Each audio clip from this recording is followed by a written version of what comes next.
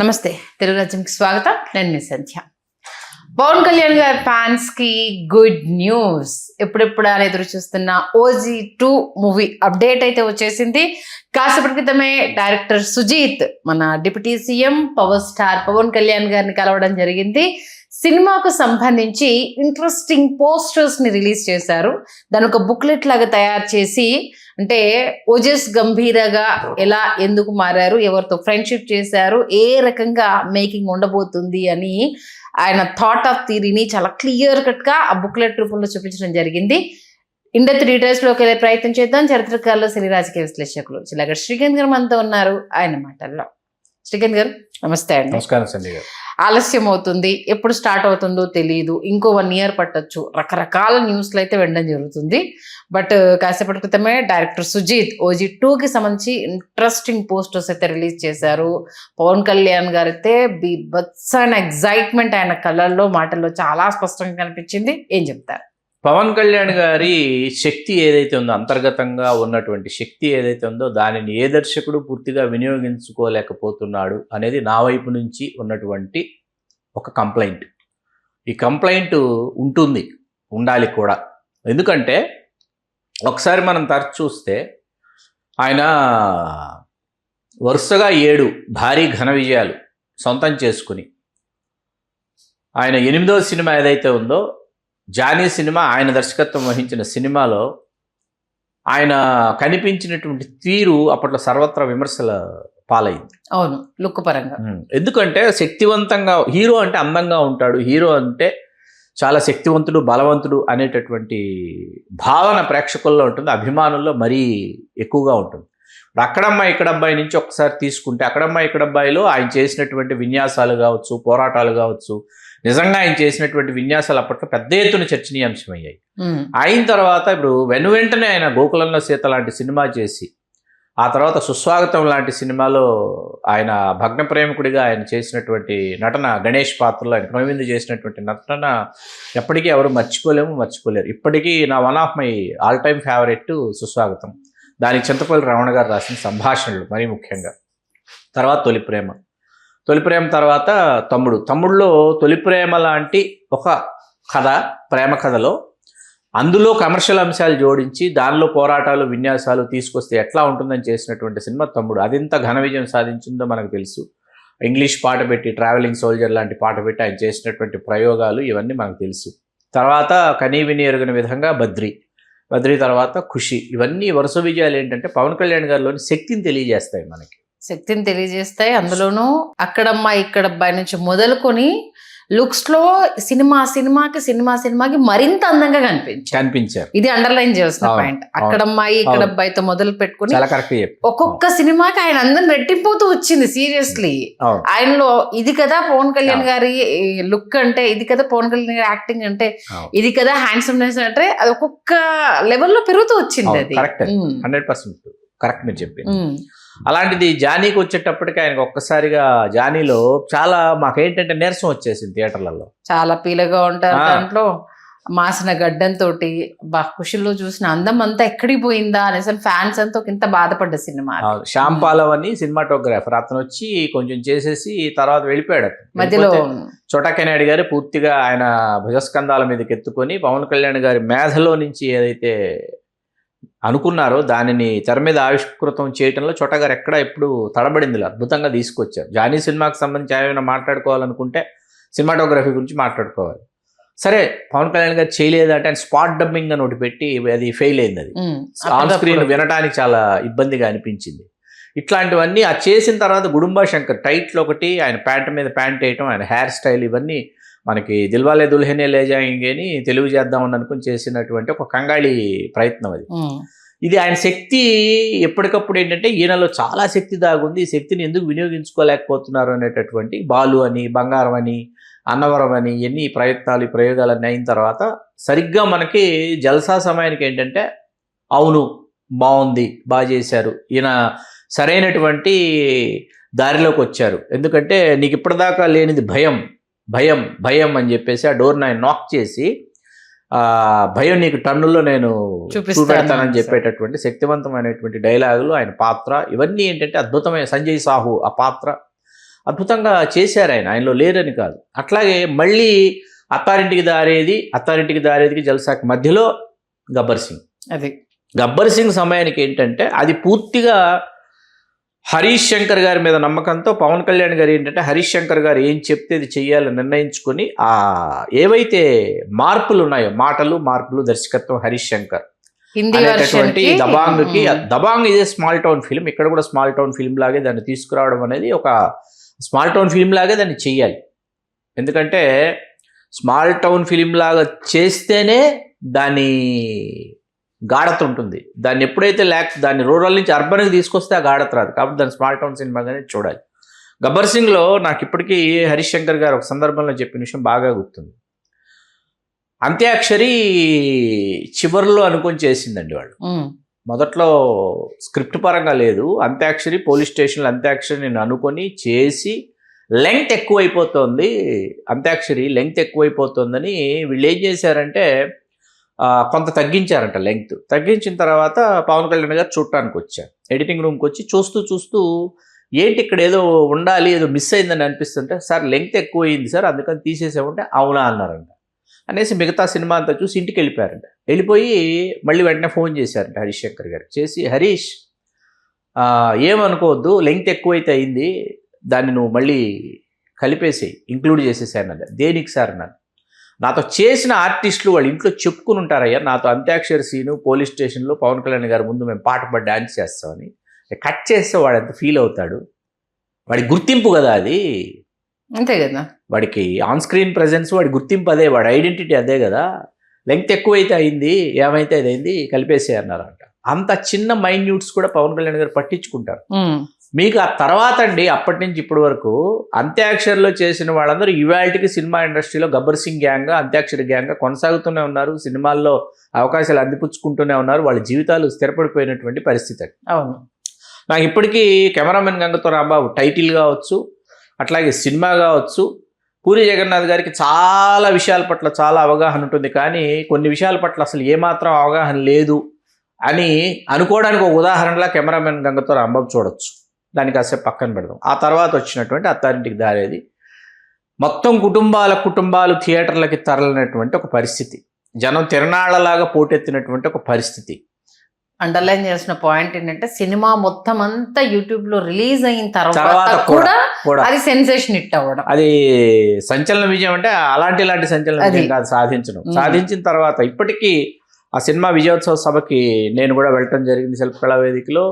ఆ రోజు ఇవాళకి రావు రమేష్ గారు, బొమ్మని రాణి గారు, మనకి ఇంటర్వ్యూ ఇచ్చిన కోటేశ్వరరావు గారు, కోటేశ్వరరావు గారు, మేమందరం కలిసే కూర్చున్నాం. బొమ్మని రాణి గారిని, నదియా గారిని చాలా క్లోజర్గా నేను వాళ్ళని చూసినటువంటి అరుదైనటువంటి ఒక కలయిక. ఆ రోజు రావు రమేష్ గారు ఆ రోజు డైలాగ్ మీద స్టేజ్ మీద ఒక డైలాగ్ చెప్పారు. ఏంటంటే ప్రతిదానికి ఒక ఎక్స్పైరీ డేట్ ఉంటుంది అని చెప్తాడు.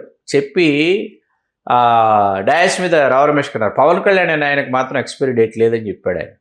రావు రమేష్ గారు పవన్ కళ్యాణ్ గారికి ఎప్పటికీ ఎక్స్పైరీ డేట్ లేదు. అట్లాగే కోటా శ్రీనివాసరావు గారు ఆ రోజు ఆయన వేదిక మీద ఇచ్చినటువంటి ఉపన్యాసం నేను ఎప్పటికీ మర్చిపోలేను. కింద పవన్ కళ్యాణ్ గారి గురించి మాట్లాడమని అభిమానులు ఒకటే గోల్ చేస్తున్నారు. ఆయన ఏదో చెప్పబోతున్నారు, ఆయన పాత్ర సిద్ధప్ప నాయుడు పాత్ర గురించి చెప్తున్నారు.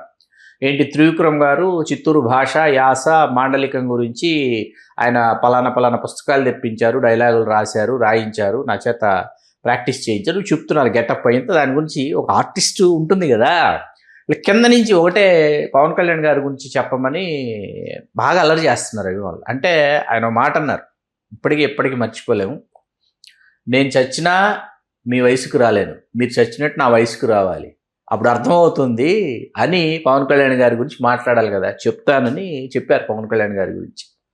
అతనిలో నిగూఢంగా దాగి ఉన్నటువంటి, అంతర్లీనంగా దాగి ఉన్నటువంటి ఒక శక్తి ఏదైతే ఉందో నటుడిగా, దానిని ఒక స్థాయిలో వినియోగించుకున్నటువంటి సినిమా అత్తారింటికి దారేది.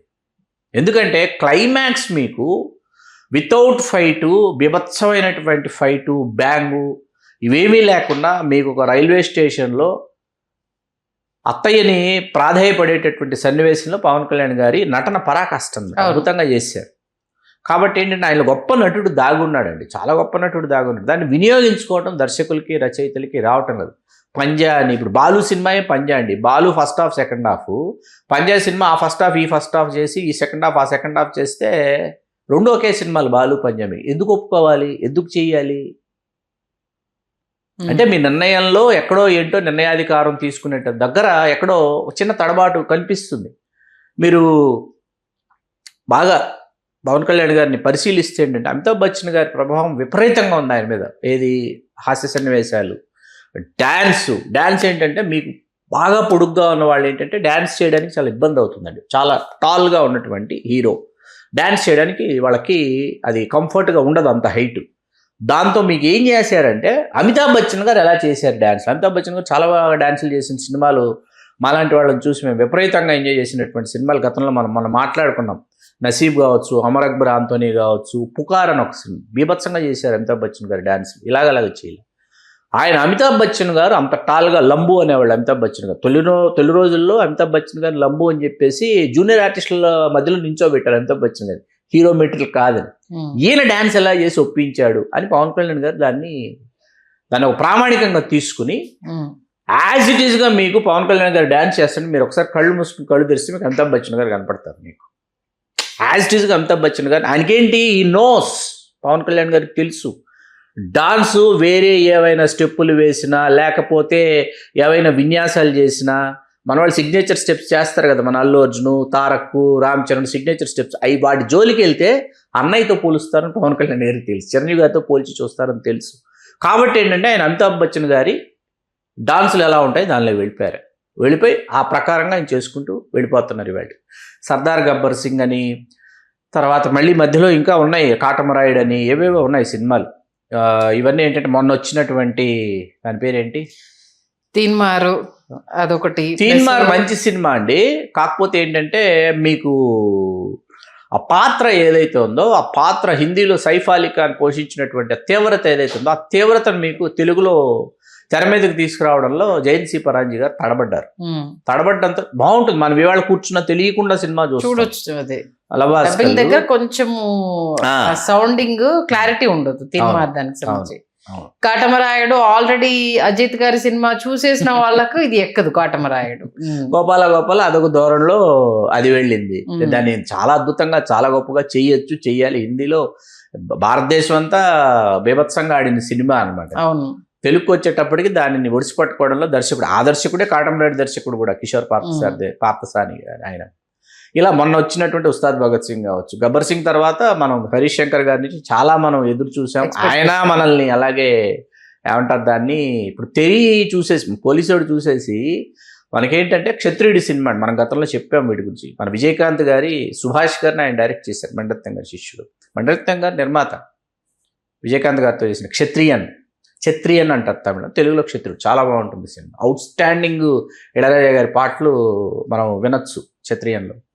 దాన్ని అదే అనమాట. అది పోలీసోడ్ అనేది ఒక ఇంటెన్సిటీ ఉంటుంది మనకు. ఇంటెన్సిటీ కావచ్చు, జీవి ప్రకాష్ కుమార్ అనేవాడు ప్రాణం పోసి వాడు చేసినటువంటి పాటలు కావచ్చు, నేపథ్య సంగీతం కావచ్చు, వేరే స్థాయికి తీసుకెళ్ళిపోయి అక్కడ తడబడ్డారు. ఇప్పుడు ఏంటంటే ఓజీ మధ్యలో వచ్చినటువంటి సినిమాల్లో ఓజీ ఏంటంటే వకీల్ సాబ్ గురించి తర్వాత మాట్లాడుకుందాం.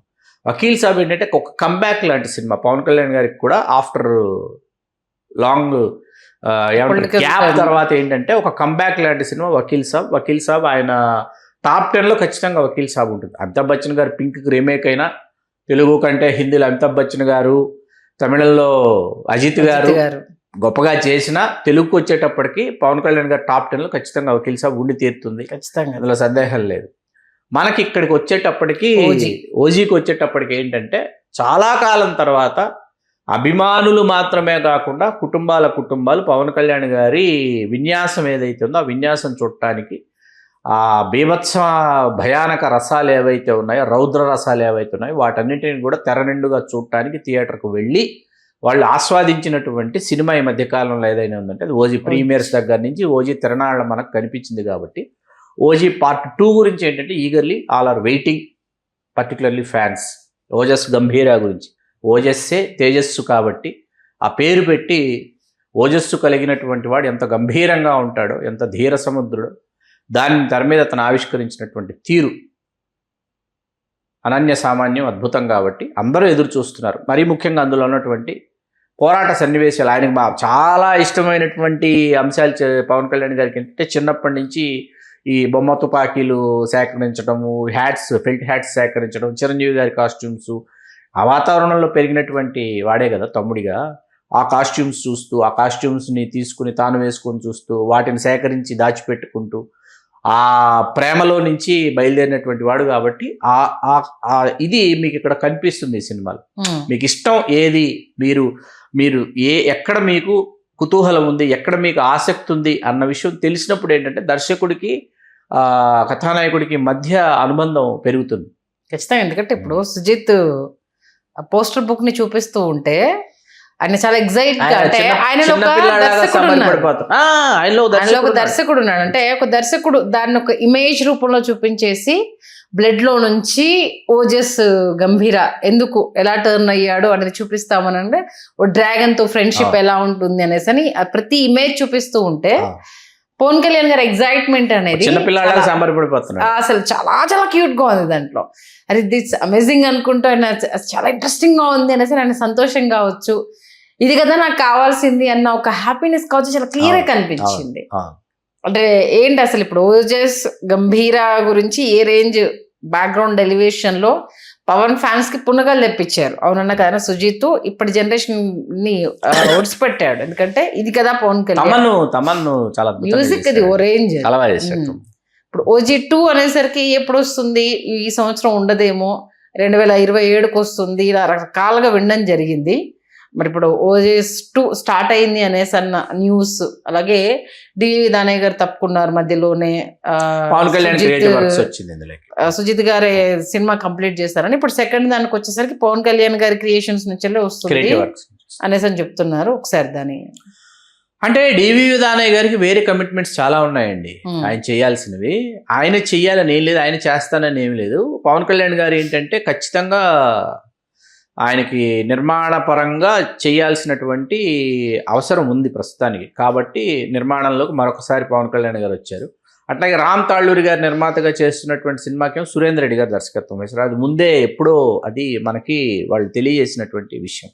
దానికి సంబంధించి నేను అడ్వాన్స్ కూడా తీసుకున్నానని పవన్ కళ్యాణ్ గారు గతంలో కూడా చెప్పారు. ఆయనకు సినిమా చేస్తానని మాట ఇచ్చాను, అడ్వాన్స్ తీసుకున్నాను. సురేందర్ రెడ్డి కూడా ఆ ప్రాజెక్టు మీద ఉన్నారని మొన్నే ప్రకటించారు. అది కూడా దానికి కొనసాగింపుగా OG2 వస్తుంది. ఓజీకి సంబంధించి నా వైపు నాకున్నటువంటి సందేహం ఏంటంటే, ఎందుకు ఓజీ వీళ్ళని విడిచిపెట్టి అన్నన్ని సంవత్సరాలు ఎందుకు అట్లా అజ్ఞాతంలోకి వెళ్ళిపోతాడు అన్నది కూడా తెలియజేయాలి. అది తెలియజేయకపోవడం వల్ల ఏమైపోయిందంటే ఆ కనెక్టివిటీ మిస్ అయింది ఆడియన్స్కి.